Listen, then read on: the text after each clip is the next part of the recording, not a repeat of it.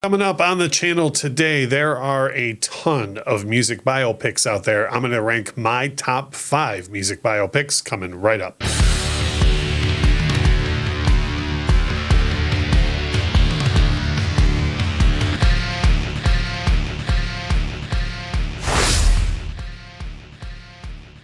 Hey, it's Russ from the Infectious Group podcast and YouTube channel. Now, usually when we do these videos, it's just a random 5 underrated this, 5 hidden gems, 5 of my favorite album covers, that type of thing. But I don't ever really rank things. Like I don't say, you know, these are the definitive top 5 or whatever. For this particular topic, I really thought I might as well just rank my 5 favorites. And then as always, I want to hear from everybody in the comments about what do you think about my picks and some of your favorite music biopics. So these are my top 5 favorite music biopics of all time. In at number 5 is Selena from 1997. I think Jennifer Lopez does an amazing job playing the adult Selena for, unfortunately, the short life that she had. I think the story is told as well as it possibly could have been.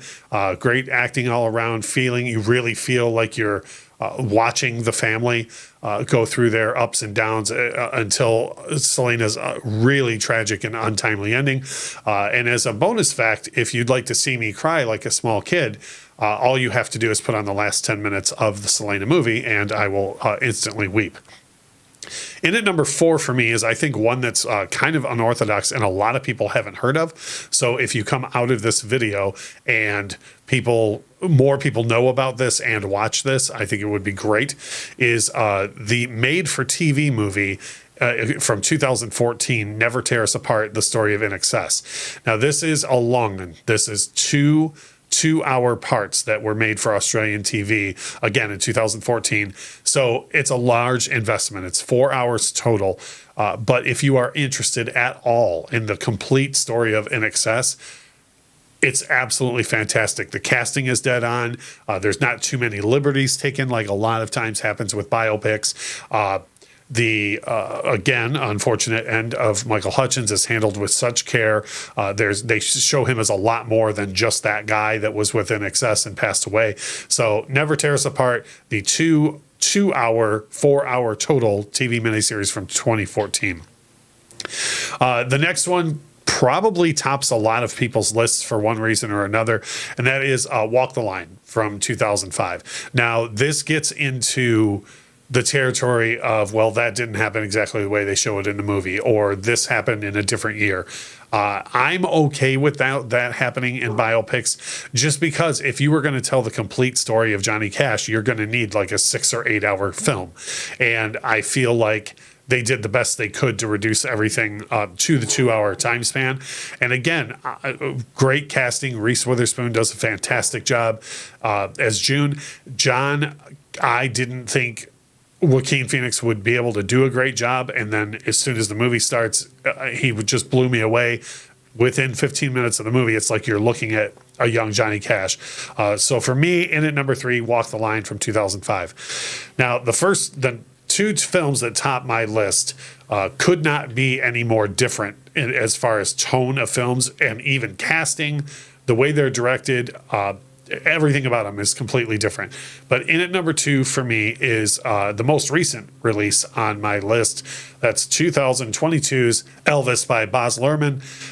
Again, like I said about Walk the Line, going into this movie, I never thought that they would be able to cover everything I would want them to cover about Elvis in a biopic. And also I was very, very I had a lot of reservations about Austin Butler's ability to really capture Elvis's mannerisms and who he was.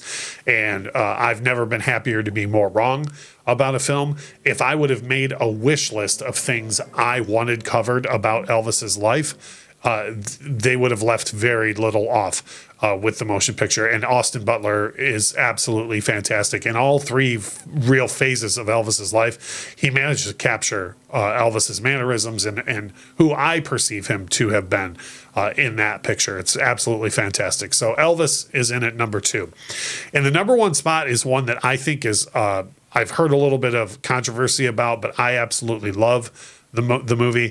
2014's Love and Mercy. more or less the story of Brian Wilson, but it is told in such an incredibly unique way. You have John Cusack playing Brian Wilson older in the 80s when he's desperately trying to recover from a lot of the mental health issues that he incurred so early in his career. And then you have Paul Dano playing a note perfect version of Brian in the early days when he was creating and guiding the Beach Boys through the creation of Pet Sounds. And the movie goes back and forth between the two. And again, I've heard a lot of people say, well, John Cusack doesn't look at all like Brian Wilson. It doesn't really have anything to do with having him look like him. It's more the emotion that John Cusack is able to portray. And it really puts you in the mindset of a person who was nearly helpless to the mental health issues that Brian Wilson had at the time. Absolutely fantastic motion picture and my favorite music biopic of all time. So like I say in all these videos, please make sure that you drop a comment. Let me know what you think of these, if you've never seen the NXS one, or if you even have opposing opinions on any of the ones that I mentioned. But I always love to read the comments, and I want to hear maybe some, you have a bunch on the list that weren't included in my top 5 at all. Like we always say in these videos though, thank you so much for watching.